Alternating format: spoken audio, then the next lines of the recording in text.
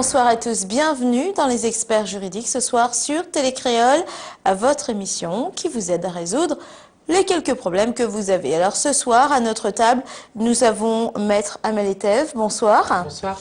Maître Brigitte Waro, bonsoir. Et Maître Jean-Jacques Morel. Bonsoir. Alors le numéro de téléphone est le 02 62 566 566. Vous pouvez nous appeler, nous exposer de manière anonyme votre problème et nous essaierons, en tout cas les avocats présents sur ce plateau, essaieront de répondre à vos questions. Alors on vient de voir l'émission Caisse et Confort. Parfois, il y a des problèmes dans la construction et on le sait autour, par exemple, justement de cette fameuse assurance de la décennale. Est-ce qu'on peut en parler? Qu'est-ce qu'on fait dans ce cas-là si on se rend compte qu'il n'y en a pas, qu'il devait y en avoir ou que ce n'est pas vrai? Qu'est-ce qu'on fait? Je pense qu'il faut être prudent parce que quand on fait construire une maison, ça coûte très cher. C'est des sommes très importantes. On s'endette sur 15 ans, 20 ans, 30 ans maintenant. 30 ans. Et donc, il faut être très vigilant. Alors, le conseil premier que je pourrais, moi, donner, c'est bien sûr de vérifier avec beaucoup d'attention les devis des artisans, vérifier qu'ils ne soient pas en redressement judiciaire, vérifier qu'ils aient déjà des réalisations à leur actif en passant en ville pour leur demander « montrez-moi ce que vous avez pu faire ». Et pour l'assurance décennale, puisque c'est la question que vous posez, moi je conseille d'appeler l'assureur pour vérifier que l'artisan X est bien inscrit chez eux pour l'année en cours. Parce que très souvent, on vous donne des photocopies qui sont imprécises, qui sont à moitié lisibles. Et il suffit qu'il y ait un problème pour que vous vous rendiez compte après coup que finalement l'artisan n'est pas assuré du tout. Et vous, à ce moment-là, vous n'avez plus que vos belles larmes pour pleurer. Donc il faut être très très vigilant. Ah bah là, ça fait pas du tout peur là. Non, mais en tout cas, ça c'est déjà une solution. Ils sont super honnêtes, mais ce que je veux dire, c'est que on n'est pas à l'abri de quelqu'un d'un peu. Il faut mieux vérifier, être prudent, plutôt que être négligent, et après s'en mordre les doigts. Et justement, alors par exemple, là c'est une très bonne astuce, donc on va la suivre. Mais que faire dans le cas où il y avait une décennale qu'on n'aurait pas vérifiée et que du coup on a des soucis? Si la personne est assurée, il n'y a pas de souci. Mais si on vous a donné un faux, moi j'ai déjà plaidé en correctionnel pour un artisan qui donnait des fausses polices d'assurance. Bon, et c'était un bon artisan, il travaillait bien, il n'y avait jamais de sinistre. Donc il a travaillé pendant 20 ans, 25 ans, puis un jour il y a eu un sinistre. Et la personne a fait sa déclaration, l'assureur a dit mais on ne le connaît pas. Et donc là, bien sûr, il a été poursuivi. Donc il n'y a plus grand-chose à faire si vous apercevez que la personne n'est pas assurée. Alors si l'entreprise existe encore, et si on est dans le cadre d'un recours contractuel qui peut aboutir, l'artisan va payer. Mais imaginez que l'entreprise ait disparu, qu'elle ait été liquidée, que l'artisan ait pris sa retraite, qu'il soit parti en métropole. Qu'est-ce que vous faites? Vous n'avez plus rien à faire. Voilà, mes deux consoeurs vont peut-être compléter vos propos. Il y a sûrement d'autres précautions à prendre. Alors, en général, quand on fait un prêt à la banque pour construire une maison, la banque exige l'assurance décennale. Donc, c'est déjà une garantie. Et l'assurance décennale, quel est le but de l'avoir? C'est que pendant les 10 années suivant la construction de la maison, enfin, suivant la réception de la maison, s'il y a des dommages qui sont constatés, qui surviennent, eh bien, l'assurance va indemniser la personne qui a construit la maison. Donc, c'est vraiment une garantie. Et il faut s'assurer que ça soit fait dans les bonnes conditions parce qu'effectivement, comme disait tout à l'heure Jean-Jacques Morel, cela pose des problèmes si jamais, à la suite d'une construction, vous vous rendez compte qu'il n'y a pas d'assurance décennale.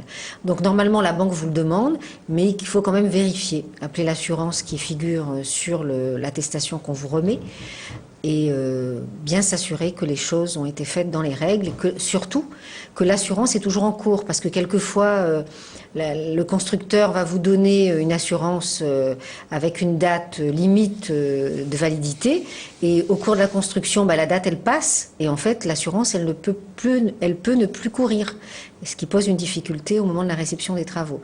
Donc vous regardez bien aussi la date de validité de l'assurance pour que vous demandiez au moment où vous construisez, dans le courant de l'année, si on saute une année par exemple, eh bien la nouvelle assurance décennale de l'année en cours.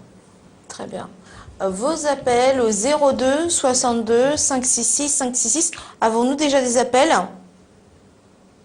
Un appel. Allô, bonsoir. Avons-nous déjà des appels? Oui, on en a un. Allô, bonsoir. Bonsoir.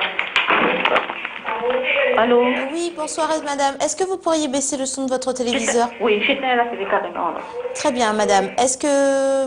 Enfin, bienvenue sur Télécréole, nous vous écoutons. Oui, voilà, hein, c'est pas une personne qui va bien prendre sa retraite, mais à vrai dire, elle va toucher une retraite vraiment minime. Donc la Sécu a proposé à cette personne de demander sa retraite, mais à une condition qu'elle n'a pas de bien, sinon ça, il faut rembourser. Oui. Mais, oui, cette personne elle possède une maison en deux, c'est-à-dire et sa sœur. Moi, ce que je voulais savoir, si elle peut faire donation avec sa sœur. Enfin, ça part. Madame, vous parlez sûrement du fonds de solidarité, c'est ça? Justement, ça. Pardon? Proposé. Vous parlez sûrement du fonds de solidarité, c'est ça? Il y a un complément qui est versé par la sécurité sociale qui s'appelle le fonds de solidarité. Oui, peut-être. C'est ça. Alors en fait, il y a un recours sur la succession. Oui. Donc, si elle fait une donation à sa sœur, ça veut dire que sa sœur elle sera l'héritière, c'est ça? Oui, c'est Après, ça. ben, on peut se retourner ensuite contre sa sœur. Ah, d'accord. Et si, Ouais. par contre, si elle fait une vente, Ben, si elle fait une vente, elle a C'est plus de fini. bien. elle a plus de bien, C'est ça? bon. Ouais. Oui, mais elle a de l'argent. Elle a de l'argent. Est-ce qu'on peut récupérer son argent? Elle va le dépenser l'argent, alors. Faut Bah qu'elle oui. Vous me connaissez bien, monsieur. Non, mais moi, ce que je voulais savoir, là, entre une donation et une vente, je veux dire, Qu'est-ce qui est mieux? oui, c'est ça. Pour pas avoir de recours sur la succession, c'est la vente. Vente, Oui, parce que sa sœur, elle sera héritière. oui. Donc elle peut, la sœur peut rembourser au décès, alors. Voilà, ouais. Oui, oui. Par contre, j'ai une autre question à vous poser. Voilà, hein, j'ai un voisin, c'est-à-dire, elle a deux gros pieds de chouka, mais tous les feuilles, ça tombe dans ma... Oui. Juste ça en pied. Et normalement, à ma connaissance, il y a une distance. Oui. Vous pouvez demander effectivement à votre voisin ou à votre voisine de couper tout ce qui dépasse et qui tombe chez vous. Parce qu'effectivement, toutes les Oui. plantations de votre voisin ne doivent pas dépasser et être sur votre parcelle à vous. Non, mais c'est une voisine qui... Comment faut dire ça? Il n'y a que la vulgarité avec elle, impossible de discuter avec elle, c'est ça? Est-ce qu'on peut tuer Alors. un arbre de quelqu'un? Et est-ce qu'on risque Ah quelque non, chose? si l'arbre est chez la personne, déjà, pour rentrer sur la propriété, ça fait un peu une violation de domicile. Violation de domicile, peut-être pas, mais en tout cas, vous pouvez pas rentrer sur la propriété de quelqu'un sans son autorisation. Par contre, vous pouvez la faire convoquer. Soit la faire convoquer devant un conciliateur à la maison de justice, Oui. soit faire une procédure devant le tribunal pour obliger votre voisin à élaguer ses arbres et à couper tout ce qui arrive chez vous. Ça peut arriver à là, alors. Ah oui, bien sûr, évidemment. Il y a un article dans le Code civil qui dit que vous êtes responsable des plantations et que vous devez élaguer de telle manière à ne pas ennuyer les voisins. D'accord, parce que tous les arbres, ça tombe dans ma... C'est Bah, pour ça. Oui, non, ça c'est possible. Ouais. Et puis, je fais des photos à l'appui aussi, sinon. Pardon? Je peux faire des photos à l'appui, quoi. Ah oui, bien sûr. Oui, bien sûr. Vous pouvez faire des photos. Après, vous pouvez même faire un constat d'huissier pour démontrer les choses. Donc, il n'y a pas de problème. Vous pouvez apporter la preuve par tout moyen. D'accord. Voilà. Je vous remercie beaucoup. De rien. Merci, au Bonsoir. revoir. On va passer à la prochaine question. Juste pour savoir, si par exemple on a un arbre qui dépasse, donc dans le cas de madame, si elle coupe elle-même l'arbre, qu'est-ce qui se passe? On a le droit ou pas? Alors, comment C'est-à-dire que l'arbre est chez le voisin, comme la dame le dit, les feuilles et les branches tombent chez elle. Mais du coup, si c'est au-dessus de sa clôture, est-ce qu'elle peut couper Ah oui, elle peut élaguer. Est-ce qu'elle risque quelque chose? Ah non, elle peut élaguer. C'est chez elle, elle peut D'accord. élaguer sans problème. Bon, très bien, c'était pour les téléspectateurs. Nous continuons les appels. Allô, bonsoir. Allô. Allô, oui, bonsoir. Bonsoir, on vous écoute. Bon, je vous appelle pour un certitude de passage. Une servitude de passage, oui? Oui, c'est-à-dire que là, on est déjà en procès avec quelqu'un, avec la personne. Mhm. Le chemin a existé depuis, ça fait quand même 30 ans. Je n'ai pas très bien entendu, là, il faudra Le chemin a répéter. existé depuis 30 ans. Je vous dis, le Quelqu'un chemin, s'appelle- ça fait 30 ans, le chemin a été là. D'accord. Là, la personne a bouché le chemin, on n'a plus de chemin pour partir, pour rentrer chez nous. Oui. On a passé le premier procès qu'on a passé, le tribunal n'a pas tranché. Oui. Là, on a continué, parce que normalement, est-ce qu'on a un certitude de passage? Vous êtes en train de nous poser la question, alors c'est très très compliqué les servitudes de passage. D'une part, il faut revérifier tous les actes. Est-ce qu'il y a une servitude conventionnelle dans l'acte? Ensuite, si c'est pas une servitude conventionnelle, évidemment que ça peut être judiciaire, donc reconnu par le tribunal. Mais par contre, il va falloir effectivement amener un certain nombre d'éléments pour démontrer que vous êtes enclavé et que vous avez besoin d'une servitude de passage qui passe à cet endroit-là. Donc toutes les attestations que vous pourrez amener, etc., seront des éléments de preuve pour justifier tout ça. Ce qu'il faut savoir aussi, c'est que vous me parlez d'un procès qui a commencé, que vous êtes en cours. Très souvent, le tribunal qui se déplace pas sur les parcelles nomme un expert judiciaire pour en savoir un peu plus. Est-ce qu'il y a eu une expertise judiciaire dans votre cas? Un expert, c'est quoi? Un huissier est venu voir chez nous. Oui. On n'avait pas de passage à passer. Là, pour le moment, on passe chez une autre personne, mais devant la porte de personne, pour arriver chez l'autre personne. D'accord, mais l'expert, il est venu, il s'est déjà déplacé, il a fait déjà une réunion d'expertise?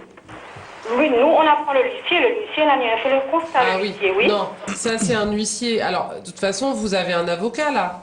Oui, on a un avocat, oui. Voilà. Donc l'avocat va très certainement, si c'est déjà pas fait, demander une expertise judiciaire pour démontrer qu'effectivement vous n'avez pas de passage et que le passage qui vous était octroyé, enfin en tout cas depuis 30 ans par lequel vous passez a été obstrué par vos voisins et que aujourd'hui vous êtes obligé de faire quelque chose, un détour un peu plus long pour pouvoir arriver chez vous.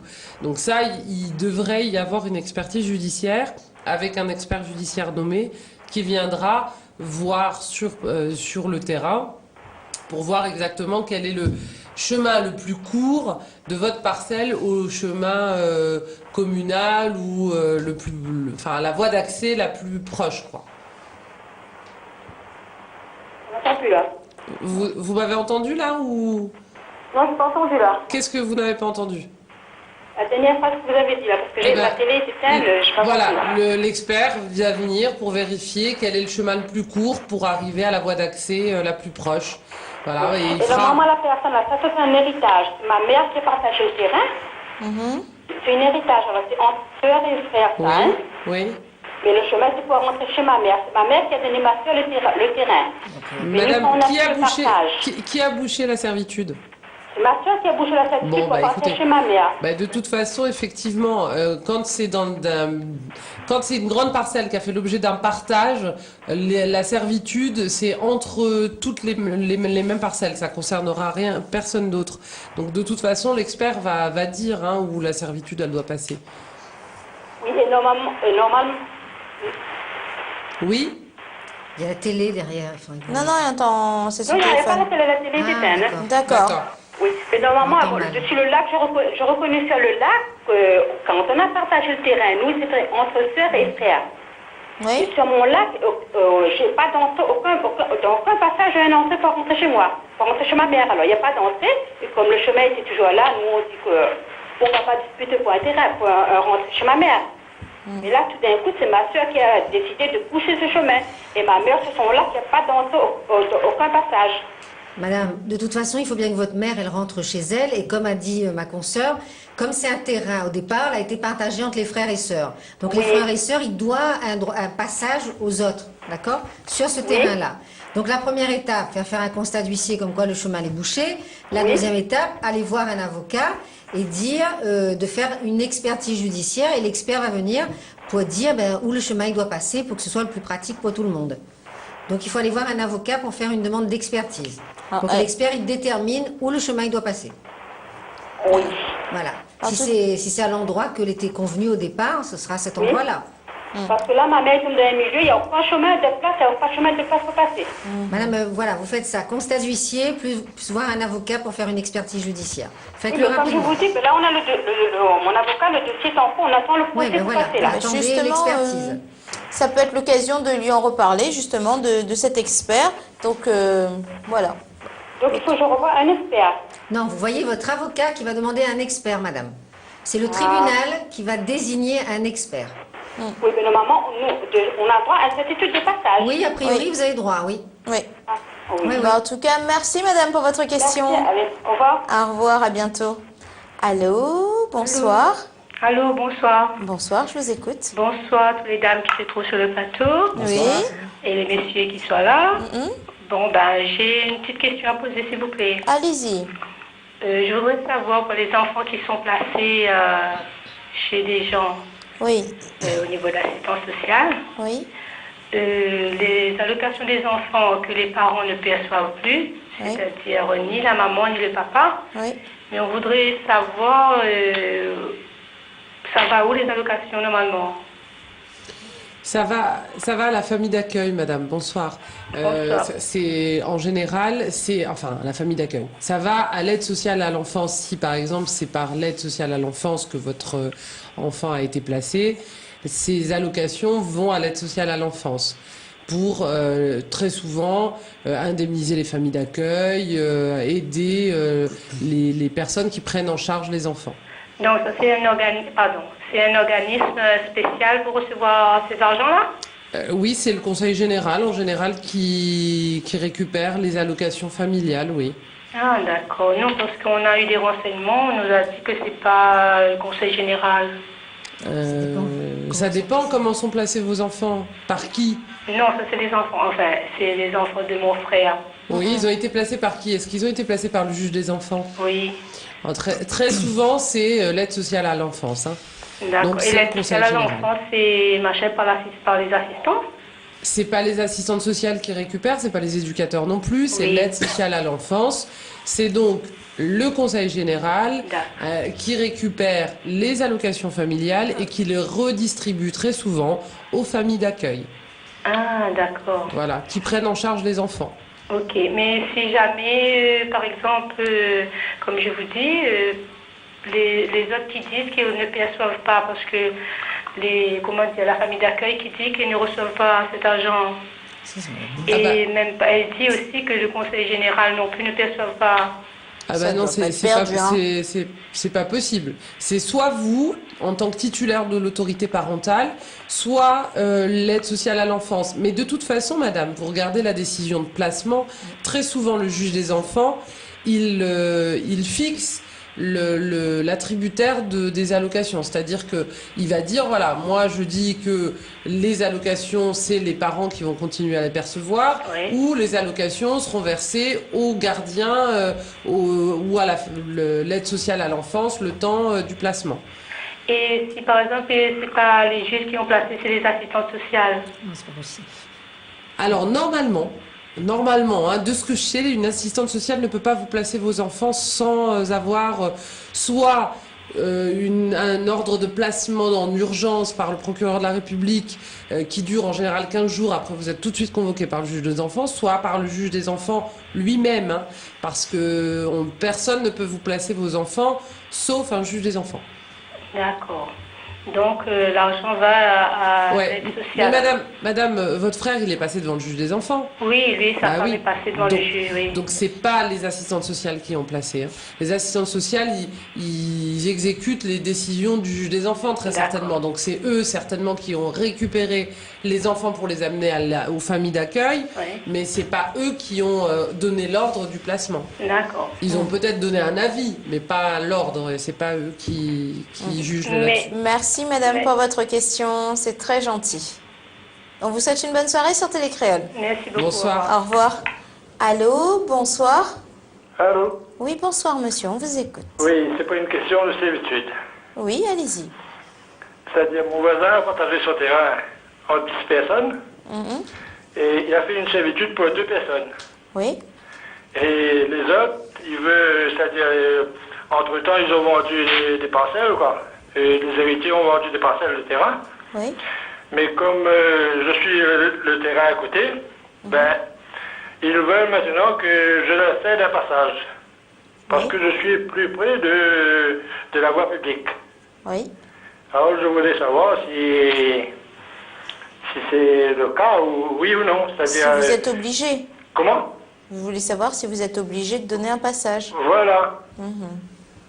Alors, Mais Maître monsieur, Moraga. j'ai pas bien compris. Est-ce que vous faites partie des 10? Vous êtes à Non, l'extérieur? non, c'est-à-dire deux terrains différents. Donc vous faites pas partie des 10 là, vous? Ah non, c'est deux Bon, terrains ben, en différents. principe- C'est-à-dire, je suis le voisin. En principe, hein, comme l'indiquait tout à l'heure Maître Fietève, Oui. en principe, si c'est un grand terrain qui est séparé en 10, il y a eu un héritage, une succession, Oui, oui, je voilà, pense, ça, c'est voilà, ça n'a pas. c'est un bien de fond qui est séparé. Oui. En principe, bon, là, il doit créer la servitude entre eux autres mêmes. Mais non, mais ça, tu veux pas crever de Ah, ben, servitude, comment tu ça, tu pousses veux pas, le train d'accord, d'un mais- côté, un mais, dit donne pas le chemin, l'autre dit donne l'autre, l'autre dit Oui, donne d'accord, l'autre, mais- ça, tu veux mais monsieur- le chemin chez le voisin d'en haut. Oui, monsieur, mais Oui. ne me dis pas le contraire, mais il veut pas. Qui commande? C'est lui ou c'est la loi? C'est la Oui. loi qui commande. Oui. On est d'accord? On est d'accord. Oui. Donc à partir du moment, c'est pas parce que lui dit qu'il est comme ça que l'est comme ça. Oui. Donc moi, Midiaou, que c'est écrit comme ça dans la loi, que quand dans un grand terrain où sépare, ou fait des lots en 10, Oui, ou, oui, ou voilà. peu importe le nombre, on peut pas dire nous fait des lots, mais nous sapons de la servitude chez le voisin. Voilà. C'est le passage que tu dois créer entre eux autres mêmes. Mais non, mais ça fait, Et si, c'est-à-dire, ça fait longtemps, ça hein. se passe pas comme ça, eh bien, il faut faire un procès, il faut aller voir un avocat, et vous verrez que le tribunal vous donnera raison, si vous Oui. l'avez bien expliqué. Hein. Oui, c'est-à-dire, voilà, vous avez bien compris ma question, c'est-à-dire, j'ai un chemin sur mon terrain, moi, et les autres personnes, ils ont créé une servitude que pour 2 personnes. Non, mais c'est pas bon, ça. C'est pas bon, parce que ça veut dire que pour les 8 autres, ils Voilà. vont devoir aller chercher les passages chez les voisins. Oui, voilà, ils veulent ça. Et ça, le Code civil exclut expressément cette hypothèse en disant si vous avez un grand terrain avec un accès à la voie publique et que vous décidez vous-même de vous enclaver, Oui, voilà. vous ne pouvez pas ensuite aller chercher la sortie chez les autres. Voilà, c'est exactement ce qui Ah se ben passe. oui, mais pas possible. Mais ce serait trop beau. Mais oui, mais en ce moment, nous ne devons plus, et bon, Ah et oui, non, mais ça je comprends, c'est un souci. voilà, C'est un souci.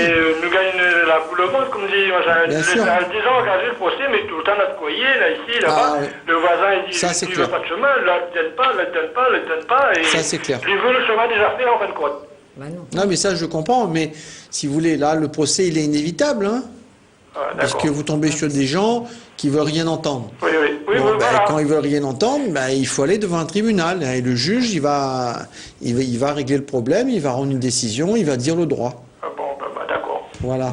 Merci beaucoup. Je vous en Merci prie. beaucoup, bonne soirée à vous. Bonne soirée à vous aussi. Au revoir. Au revoir. Allô, bonsoir. Allô, bonsoir, c'est pour un renseignement, s'il vous plaît. Oui, on vous écoute, monsieur.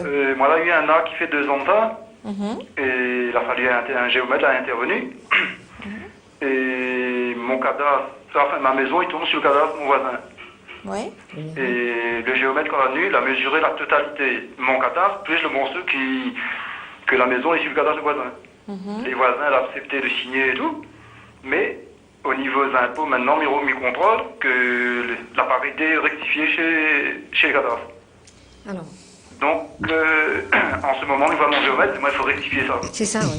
En fait, le géomètre vient pour faire des bornes. Oui, Et ensuite, il doit transférer les modifications au cadastre oui. pour que ça apparaisse sur le plan cadastral. Mais là, D'accord. en ce moment, il faut mon voisin, Bah, il faut il aller revient chez le notaire Ouais, pour mais- rectifier. Allez, voilà. Ou vous allez chez le notaire parce qu'il y a eu un problème de transcription, Oui, ou vous revoyez le géomètre pour lui demander ce qui s'est passé par rapport à vos problèmes de numéro de cadastre. Là. mais si le voisin, il vient plus signer, puis il doit continuer maintenant, puisqu'il fait 2 ans de ça.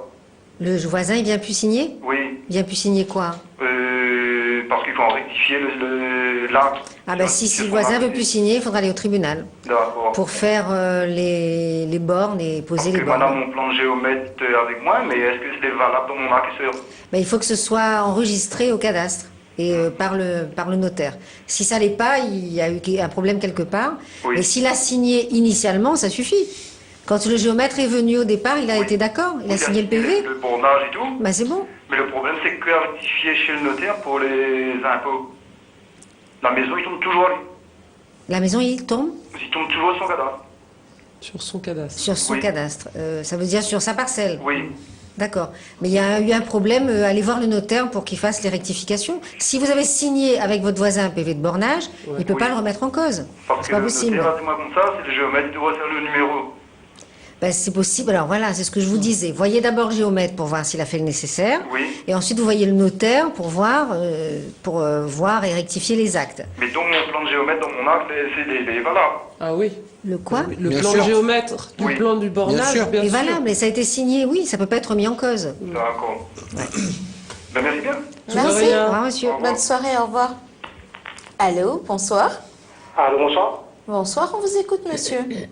Oui, voilà, moi si j'appelle là, je vois que mon avocat est sur le plateau là, hein. Et voilà, bien appelle pour confirmer que moi aussi, voilà, c'est pour une servitude de passage. Attendez, Et- monsieur. Ouais. Excusez-moi, monsieur. Vous allez aborder une affaire qui est en cours avec un des avocats présents sur... Oui, oui. alors, c'est Oui. pas possible. C'est Ce pas n'est- possible? Non, ce n'est pas possible. Toutes les affaires privées avec les avocats qui sont présents Non, sur... non, c'est pas juste poser une question comme ça, hein. Bon, je ne sais pas pour vous, maître. Je pense Non, c'est pas que... au niveau... Non, ben je vais pas nommer le nom de l'avocat sur quoi que ce soit, hein. Non, mais vous allez parler bien d'une affaire qui est traitée par un des avocats présents. Ah oui, oui, enfin, Eh il bien, était ce là, n'est- normalement, enfin, et je crois qu'il est là. Ce n'est pas possible. C'est pas possible? Ce n'est pas possible. Il faudra nous rappeler quand votre avocat ne sera pas sur ce plateau. Comme ça, on n'abordera pas une affaire privée et ce que dira votre avocat reste dans la confidentialité. Vous êtes d'accord? Vous aimeriez pas Ok. que la réunion soit au courant de tout, monsieur? Ah ouais. Hein? Donc, les mieux de faire comme ça, on rappelle à nous ou on rappelle directement au avocat. C'est bon? Ah ouais. Merci, monsieur, pour Ok, votre appel. Merci, À bientôt. au revoir. Voilà. Ouais, peut-être qu'il n'aurait pas dû dire que ça Oui, concernait un c'est des ça. avocats Voilà. ici. Je pense et que s'il n'avait exposer pas son- dit... Il son faut problème poser de les façon questions anonyme, de façon de façon anonyme. générale et Voilà. anonyme, oui. Voilà. Prochain appel. Allô, bonsoir. Oui, allô, bonsoir. Bonsoir, on vous écoute, monsieur. Oui, je voulais déjà appeler, je crois que c'était l'année dernière concernant cette affaire. Il faut que je resitue un peu l'histoire. Oui, s'il vous Je plaît. suis dans une commune où il y a un plan d'électrification qui a été mis en place pour construire des lignes électriques. Oui. Donc la commune m'a mandaté, je peux citer le nom, c'est le CIDELEC, c'est la valise, hein. Oui. Le Ok. CIDELEC, pour faire ce plan d'enfouissement des lignes. Et alors, le CIDELEC a mandaté une entreprise pour faire les travaux, là je ne cite pas de nom. Oui. Et ils ont mis un poteau électrique qui est sur le coin de ma parcelle. Maintenant, j'ai la ligne électrique qui court sur ma cour, Oui. donc sur ma parcelle. Je me souviens de votre appel, oui. Voilà, sans demander un droit de passage ou une servitude de passage. Je regarde un petit peu sur Internet, j'ai vu qu'il fallait que, bon, en métropole, là, je l'ai vu à La Réunion, mais en métropole, le ADF, il fallait qu'il délivre servitude de passage, des trucs comme ça. Oui. J'ai contacté le élève qui m'a dit, ok, il n'y a pas de problème, on va déplacer le poteau. Je lui dis, ok, ça marche, pas de problème. Après, vous avez appelé. Oui. Et là, le élève me demande que ce soit à moi de faire la démarche auprès d'EDF pour faire le déplacement de poteau. Je trouve ça un peu fort de chocolat. Alors, Parce que moi, je n'ai pas demandé à ce que le poteau soit en limite de propriété et que le câble court sur ma propriété. Parce qu'aujourd'hui, je me retrouve avec une emprise d'électrique sur ma tête Oui. et que je n'ai pas demandé. Donc, ça veut dire que j'ai aussi bien une contrainte électrique à 3 mètres du sol à peu près. Et j'ai une contrainte aussi bien visuelle sur ma propriété. Oui. Donc, moi, je voulais savoir, est-ce qu'il faut que je fasse un procès? Et dans le cas du procès, est-ce que c'est moi qui va payer les frais d'avocat, des trucs comme ça? oui. Parce que moi, je viens demander, on m'a pas posé la question, monsieur, est-ce que vous pouvez nous permettre de passer cette ligne sur la propriété, cette de passage comme ça? On m'a rien demandé. Et ça fait un an et demi. Ah, monsieur, moi je me rappelle plus ou moins également de cette question, mais est-ce que la ligne était installée avant que vous achetiez? Non, du tout. D'accord. Donc, effectivement, ils doivent vous demander l'autorisation.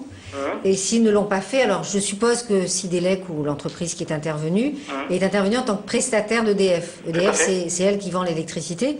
Donc, effectivement, il me semble que les poteaux appartiennent à EDF. Donc, maintenant, si vous devez faire un procès, c'est à vous d'avancer les frais, oui. Si vous gagnez, il se peut que vous soyez remboursé. Peut-être pas de la totalité, d'ailleurs. Mais c'est à vous d'avancer les frais, bien évidemment. Vous avez envoyé une lettre recommandée à EDF? Non, j'ai envoyé Sidelec à la mairie. Mais si vous répondent de vous adresser à EDF, faites-le. Et puis vous verrez bien ce que vous dit EDF. Le mieux, ce serait quand même de leur donner un délai, parce que vous risquez encore d'attendre un an. Hein.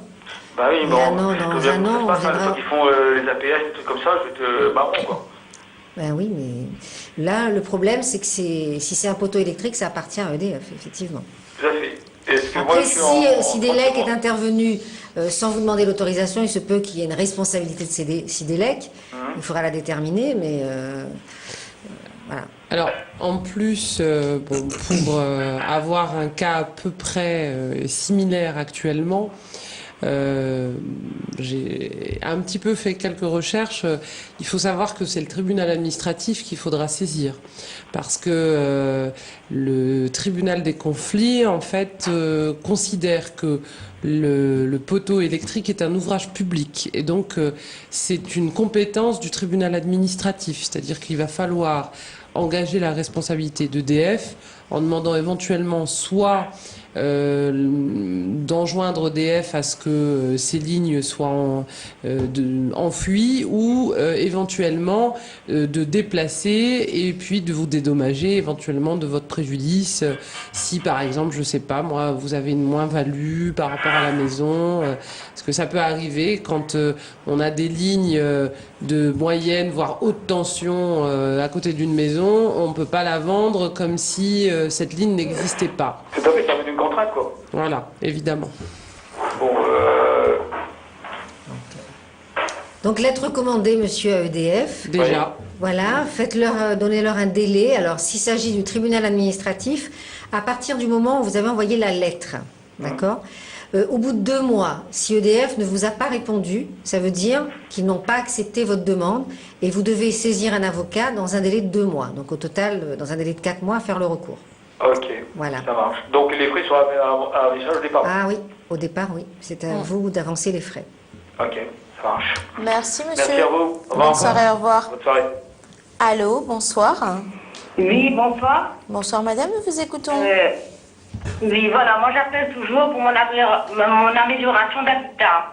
Je vous ai appelé le mois de novembre de l'année dernière Oui, pour une fenêtre si mal posée que j'étais inondée à cause de ça. je me souviens. Donc, voilà, j'ai fait tous les démarches qu'on m'avait dit, Oui, mais par contre, le maître d'œuvre n'a pas fait les photos comme convenu, comme le mandataire lui a envoyé de faire. Oui. Alors, l'assurance me propose 120 € pour un lit adulte, armoire, chevet et matelas.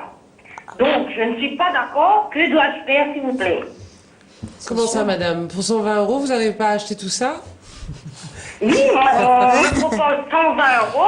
Doit Et pas j'ai avoir- tout perdu dans cette chambre, hein. on ne doit pas Ah, avoir le même magasin que l'assurance, hein. Oui. Alors, madame, si vous notifiez à l'assurance votre refus par écrit en leur disant qu'il n'est pas question que vous acceptiez cette proposition, que soit ils la revoient à la hausse de façon sérieuse, soit vous userez des voies de droit qui vous sont ouvertes, c'est-à-dire de saisir le tribunal pour faire condamner l'assurance et éventuellement l'entreprise défaillante pour obtenir une indemnisation correcte. Voilà.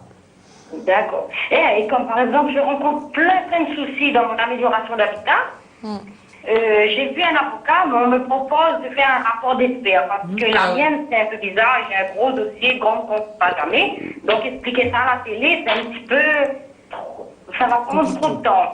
Ouais. Non, mais Est-ce que quelqu'un d'entre vous peut me téléphoner ou trouver votre numéro Non, madame. pour pouvoir m'orienter un petit peu plus dessus, s'il vous plaît? Madame, non, madame, aujourd'hui, on n'est pas nous, on est les avocats en général. il y a des consultations gratuites, madame. Vous allez vous appeler aux 2 ordres des avocats et puis ils vont vous dire c'est quand les consultations gratuites et vous irez avec votre dossier à ce moment-là et l'avocat pourra vérifier. Sinon, vous allez faire une consultation chez un avocat avec votre dossier, il va vous dire ce qu'il faut faire. D'accord. Mais ce sur quoi c'est certain, il faut une expertise judiciaire. C'est beaucoup mieux. Vous allez avoir un expert qui va venir, qui va constater toutes les malfaçons et les non-façons éventuellement.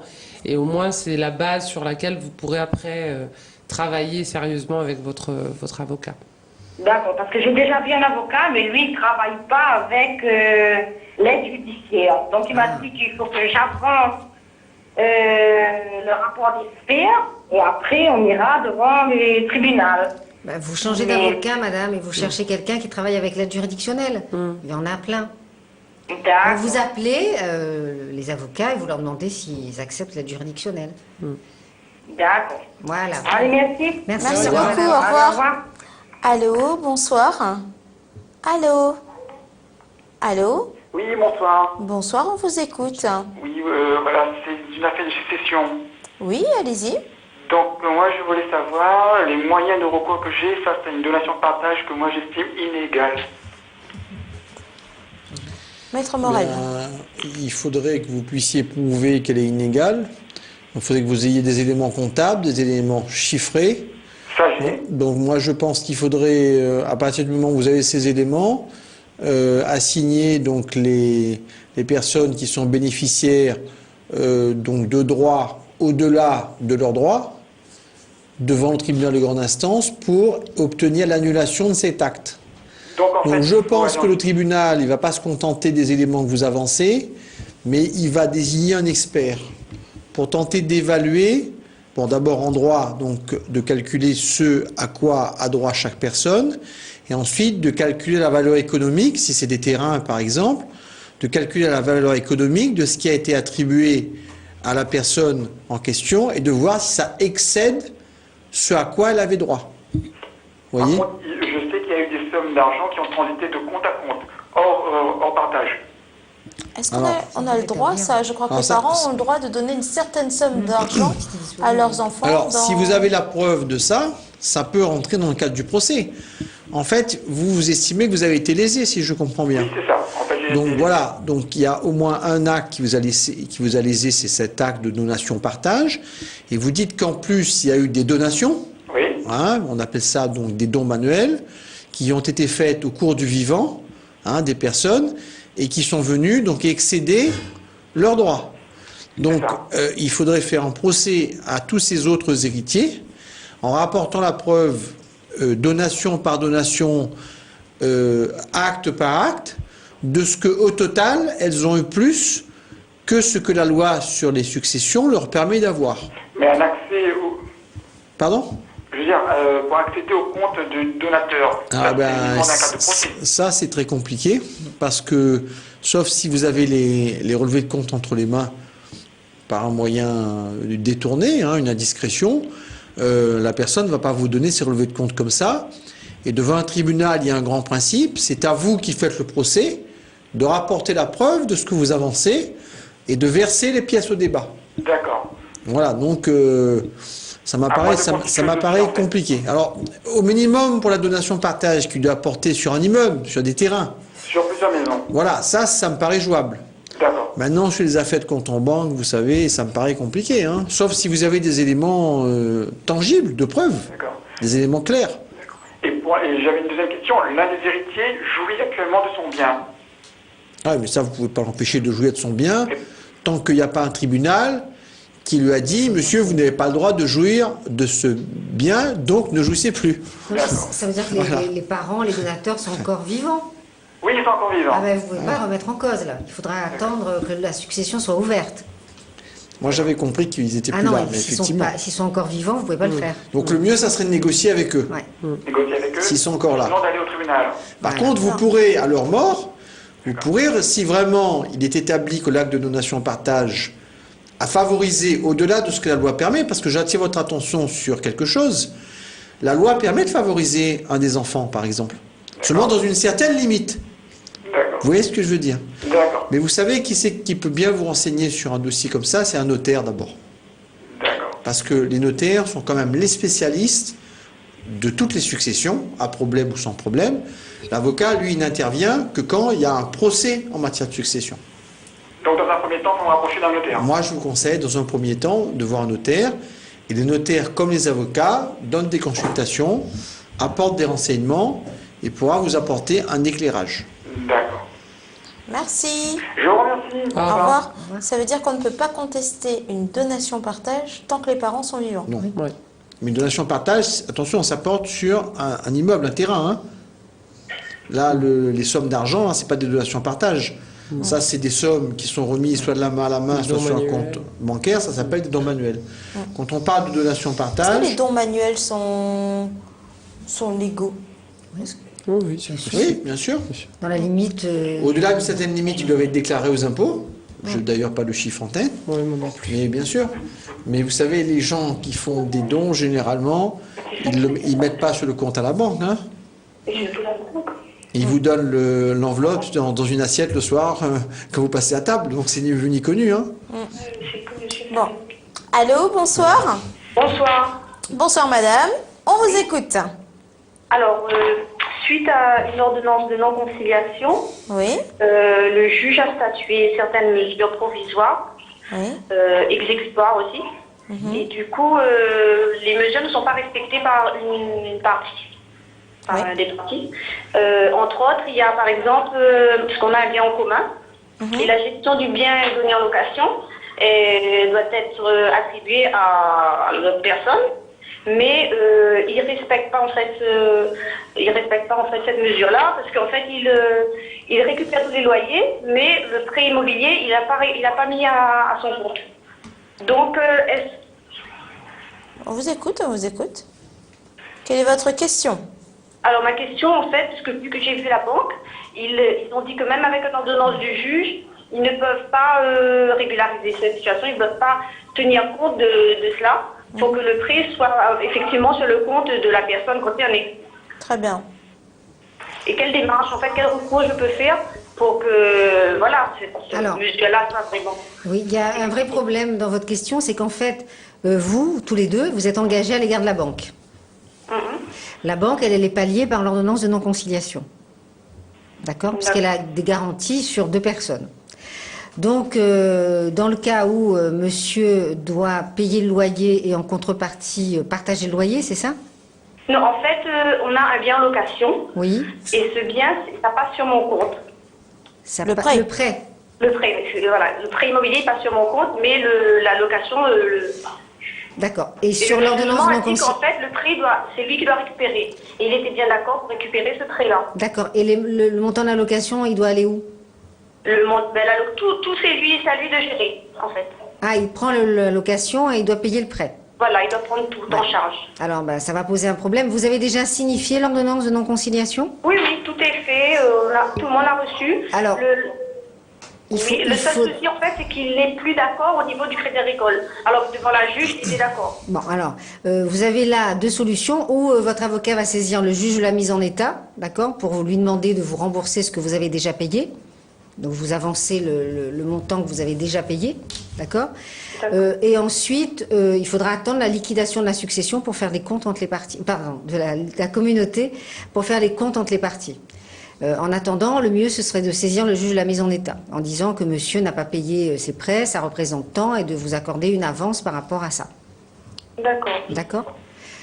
Sinon, au niveau de la banque, effectivement, il n'y a pas d'obligation, parce que la banque, elle est palliée par l'ordonnance de non-conciliation, qui vous concerne tous les deux, le mari et la femme. D'accord.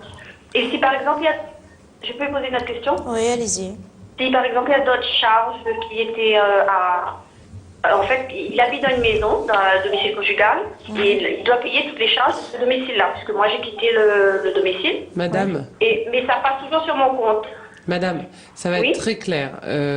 Soit c'est des charges ou votre... afférentes à son domicile. Mais on est d'accord, Le problème, c'est qu'il faut payer. C'est que vous risquez, par exemple, sur le prêt, de vous retrouver dans des difficultés avec la banque, avec une déchéance du terme, avec des poursuites judiciaires et peut-être même une saisie immobilière après. Donc, je pense que ça ne vaut pas le coup d'arrêter le paiement. Si vous êtes capable d'assumer le paiement, vous le faites. Par contre, vous regardez bien tous les justificatifs des paiements que vous effectuez, parce que après le jugement de divorce va intervenir le moment où on va liquider la communauté. Et quand ce moment-là va arriver, vous aurez une part plus importante dans la communauté puisque vous aurez payé plus que monsieur. D'accord? Donc de toute façon, ça se rééquilibrera. Alors effectivement, aujourd'hui, c'est peut-être un peu compliqué, mais ça se rééquilibrera. Alors après, si c'est par exemple l'eau, l'électricité, etc., que vous voulez plus payer, payez plus. Je veux dire, c'est lui qui vit dans la maison, il a qu'à régulariser, j'allais dire. Mais bon, c'est vrai que c'est toutes les autres charges qui sont des charges importantes, comme par exemple le prêt immobilier, ça me paraît compliqué d'arrêter de payer. D'accord. Merci madame pour votre question. Merci à vous. Bonne soirée sur Télécrol. Au revoir. Allô, bonsoir. Oui, bonsoir. Bonsoir, on vous écoute. Oui, voilà. Alors moi je vous appelle parce que l'année dernière, donc en décembre, j'ai pris un combiné avec une agence de voyage. Et finalement, je ne pouvais pas y aller. Donc le voyage était du 1er janvier au 14. Ouais. J'ai eu un travail donc le 1er janvier. Ouais. Mais en décembre, j'avais déjà versé une avance donc, pour la réservation des billets.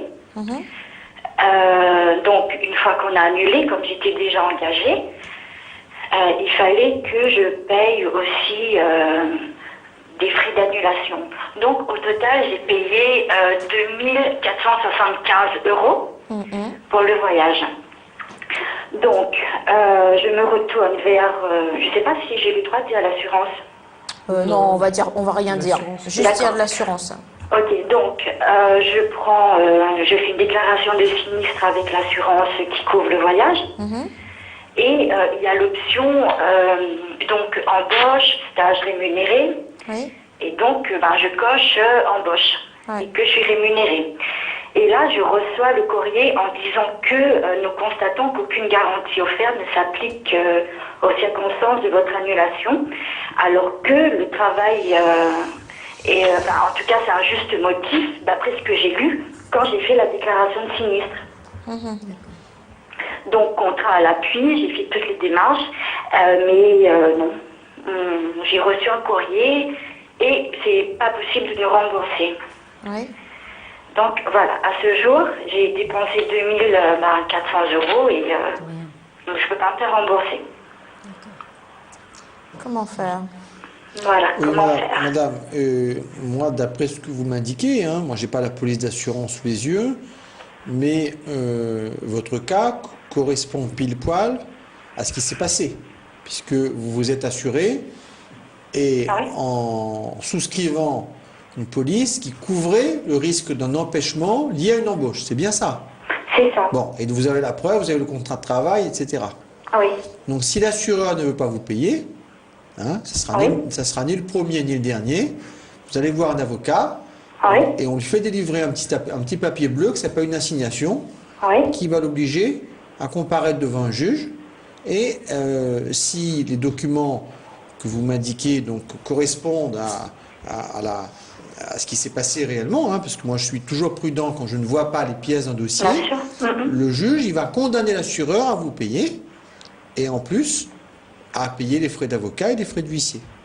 Parce que justement, avant de faire la déclaration de sinistre, je me suis bien renseignée justement auprès pour voir si ma situation était Ça s'est passé en motif. janvier de quelle année ça? C'est en janvier 2013? Pardon? Ça s'est passé en janvier de quelle année, le voyage? De cette année? Oui, j'ai pris le billet en décembre 2013. C'était pour un voyage en début d'année. Bon, d'accord. Non, mais c'est bon, vous êtes dans les délais. Parce que pour agir contre un assureur, il ne faut pas trop perdre de temps, parce que vous avez un délai maximum qui en général est de 2 ans. D'accord. Donc faites-le cette année. D'accord. Merci, madame. Merci beaucoup. Au revoir. À bientôt, au revoir. Allô, bonsoir. Allô? Allô, bonjour. Oui, bonsoir, madame, on vous écoute. Allô? Allô, oui. Oui, on vous écoute.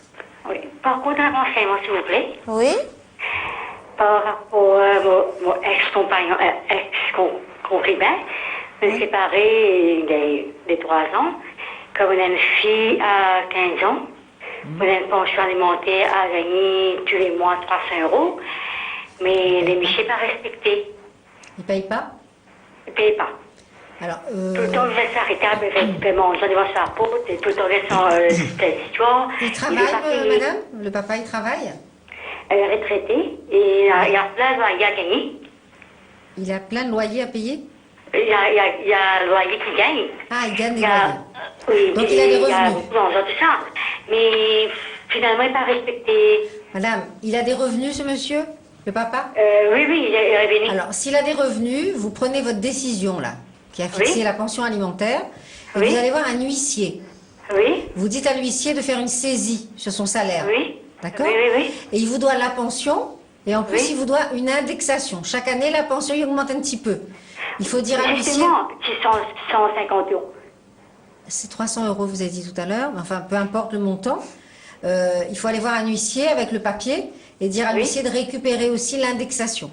Et si vous avez 2 mois d'impayés, de retard, vous pouvez aller voir un huissier. Nous, il y a 8 mois. Ah, il faut aller vite parce que ça va être un peu plus compliqué. Plus vous attendez, oui. plus c'est compliqué. Oui, mais par contre, comme moi, un petit peu RSA, on ne connaît pas les gens, mais lui, il connaît pas les gens dans l'État, tout ça. Mais tout le temps, il bat, moi, partout. Madame, non, mais il n'y a pas de problème. Si vous avez le RSA ou pas, vous avez des droits, d'accord? Ah bon, oui. Et si vous ne gagnez pas payer l'huissier, il faut aller voir l'aide juridictionnelle pour donner un huissier. Ah oui. D'accord? Comme vous avez le RSA, vous avez droit à l'aide juridictionnelle. Mais normalement, sur la décision que vous avez dû avoir, vous avez pris un avocat ou pas? Oui, déjà un avocat, mais puis... Alors, écoutez-moi. J'ai parfois défendu, même la troisième fois, j'ai fait ça. Madame, sur le papier, la décision d'aide juridictionnelle, la désigne un avocat. D'accord? Ah oui. Sur le même papier, là. Oui. Nana aussi. Oui, mais là, déjà, il y a un Madame, excusez-moi, non, madame, écouter. on écoute la réponse? Écoutez. Sur le même papier d'aide juridictionnelle, il y a aussi le nom de l'huissier. Il y a l'avocat et l'huissier. Ben, l'huissier, là, où savoir lu, où emmène le jugement, il dit à lui de récupérer sur le compte de monsieur, ou sur son salaire. Ah oui. Voilà. Oui. Merci, madame, pour votre question. S'il vous plaît, parce que c'est comme... excusez-moi, une autre question. Même on a une maison, on fait ça à D, mais comme on est séparés à lui, même le rendement, la moitié pour mes enfants, c'est moi qui ai le droit de rentrer, mais quand même, ça n'est pas respecté. J'ai pas compris, madame. Vous avez une maison? On a une maison, un terrain, une acheté, moi avec mon ex-compagnon. Ah, d'accord. Mais finalement, Madame, attendez. Et c'est les enfants qui gagnaient, mais ils n'empêchent pas de rentrer dedans. Donc, je reprends. Vous avez une maison que vous avez achetée avec votre mari, c'est ça? Oui, achetée à deux. Ça, c'est achetée à bon. deux. Et par vous avez donné... attendez, madame. Terrain net poulet. Madame, on va parler chacun son tour. Quand vous parlez, je vous écoute. Et quand moi je parle, écoutez-moi. Donc vous avez acheté un terrain, vous me dites oui ou non, c'est tout. Une maison à deux. D'accord. À deux. Oui, ça c'est bon. Mais quand on est séparés amiablement. Oui. Mais il récupérait tout, la maison. Il a quoi? Il a récupéré la maison. Oui, mais mais comment vous avez votre part. Un rendement, moitié pour ma fille. C'est mon gars droit rentrer, aller la moitié. Mais quand même, ça y empêche pas rentrer, il dépend de moi. Donc votre fille a eu une part de la maison, c'est ça? Oui. Alors madame, allez voir un avocat avec le papier de donation. L'avocat que vous la gagnez là. Allez voir lui avec le papier. Si vous l'achetez la case à deux, vous n'avez une part dessus. Mais pour gagner votre part, il faut vendre la case. Donc il faut aller voir un avocat pour faire tout ça. Non, mais on n'a pas les droits à vendre. Comment? Ah, vous n'avez pas envie de vendre? Non, on n'a pas les droits à vendre parce que c'est un rendement pour la fille qui est frappée. Ah, pour la fille qui va récupérer. C'est la fille qui gagne. Et alors, donc c'est quoi le problème? J'ai pas compris. Elle peut pas entrer. Elle peut pas entrer. Oui. Non, on pas les vendre. Mais pourquoi vous voulez entrer? Non, on peut pas vendre. Rendement, mais moi, on a le droit à rentrer. Madame, mais quand même pourquoi? pas défendre moi. Ils défendent vous. Mais qui habite dans la maison? Le monsieur. Monsieur. Oui, Ah, mais si monsieur dans la habite, maison, madame. il habite, hein. Si monsieur y habite dans la maison, on peut pas entrer, ça c'est sûr. Oui, c'est Par ça, contre, oui. monsieur, il doit avoir un loyer parce que lui occupe la Voilà, maison. justement. Ben pour ça, il faut aller voir un avocat, comme ça, vous gagnez récupérer une indemnité d'occupation. Il appelle comme ça. Mais comme un loyer. C'est bon? Oui, excusez-moi, parce que c'est comme un petit peu mal. Oui, mais pas grave. Allez avec votre TAC voir un avocat, il va vous dire ce qu'il faut faire. Oui, mais si vous êtes sûr, là. Merci. Bonsoir. Bonne soirée à vous. C'était le dernier appel. Ah, il y en a encore un. On va prendre le dernier appel. Soyons généreux. Allô, bonsoir. Oui, bonsoir. Bonsoir, on vous écoute, Bonsoir madame. tout le monde sur le plateau. Bonsoir, madame. Voilà, alors ma situation, c'est que j'ai fait une réservation en ligne pour un billet d'avion pour la métropole. Alors il faut savoir que le billet n'est ni remboursable ni modifiable. Oui. J'ai eu la désagréable surprise de recevoir un mail me disant que, alors le billet d'avion, je l'ai pris en début janvier, réglé intégralement, et le voyage est prévu pour avril. Oui. Donc, ce qui s'est passé, c'est que j'ai reçu à la mi-janvier un mail me disant que le voyage aurait été modifié. C'est-à-dire que j'avais réservé un voyage sans escale, et là je me retrouve avec une escale sur Maurice, avec des horaires décalés, aussi bien à l'aller qu'à l'arrivée. Et j'ai pu aussi aussi, bon, comme il propose la formule du choix des sièges, je me suis retrouvée avec des sièges qui ne correspondaient pas à mon choix initial. Donc j'ai fait un courrier, et là aussi je m'attendais à un geste commercial. Et en fait, ils m'ont répondu qu'ils s'étaient pris à temps pour m'annoncer les incommodités, si je peux dire, et qu'ils n'avaient pas à me dédouaner de quoi que ce soit. Donc ma question c'est, est-ce qu'ils ont le droit, eux, sous prétexte que mon billet n'est non remboursable, est-ce qu'ils ont le droit de modifier l'itinéraire, notamment en prévoyant une escale technique, et j'ai su que c'était pour remplir l'avion du kérosène. Donc je suis un petit peu surprise que ça soit pas à double sens, quoi. Alors, madame, les conditions d'utilisation de votre billet, normalement, doivent être précisées sur le billet. Donc, il faut regarder, il y a des toutes petites clauses sur le billet d'avion, normalement. Regardez s'ils peuvent modifier et vous imposer des modifications. Ça, c'est la première chose. Oui. Si ce n'est pas le cas et vous estimez qu'il y a un préjudice, si ça rallonge votre voyage, si vous n'arrivez plus à vous organiser parce que vous avez réservé des choses, un train, etc., ben, vous leur écrivez une lettre recommandée en disant voilà le préjudice que ça me cause. Et ben, si vous n'arrivez pas à trouver une solution, il faudra aller devant le juge de proximité qui va apprécier si oui ou non il y a des dommages. Ils m'ont proposé, il y a eu quand même un intermédiaire. Le mail a été suivi d'un appel de la part du service de réservation. Et ils m'ont demandé si je souhaitais maintenir ou décaler mon voyage. Le souci, c'est que moi, je leur ai dit que je travaille. Mes congés sont planifiés, donc je ne pouvais pas les décaler, et que ça m'embêtait beaucoup. Puis j'ai par souci de santé aussi, si j'avais fait le choix de certains sièges et non pas d'autres, c'est que d'une part, ils proposaient cette opportunité, et deuxièmement, c'est par souci de santé. Donc, moi, je m'attendais à ce que un geste commercial, mais la réponse a été plus que sèche et j'ai trouvé ça... Je vous répète la même chose, madame. Il faut que vous regardiez parce qu'en fait, on est dans le droit aérien. Il y a vraiment des conditions spécifiques qu'il faut regarder pour voir s'ils étaient en droit, eux, de vous imposer des modifications. D'accord? Donc, à partir du moment où c'est pas le cas, par exemple, si on vous a pas soumis ces obligations-là, dans ce cas-là, vous pouvez estimer que les modifications qui vous sont imposées aujourd'hui, vous créez des problèmes, un préjudice, mais il faut l'établir, c'est pareil. Donc, si ça vous crée des problèmes au niveau santé, au niveau durée du voyage, au niveau de vos congés, etc., il faut l'établir. Vous leur faites une lettre recommandée en leur expliquant et en justifiant votre préjudice. Et s'il n'y a pas de solution, il faudra aller devant le juge de proximité, puisque je pense que c'est des montants qui sont pas très, très élevés.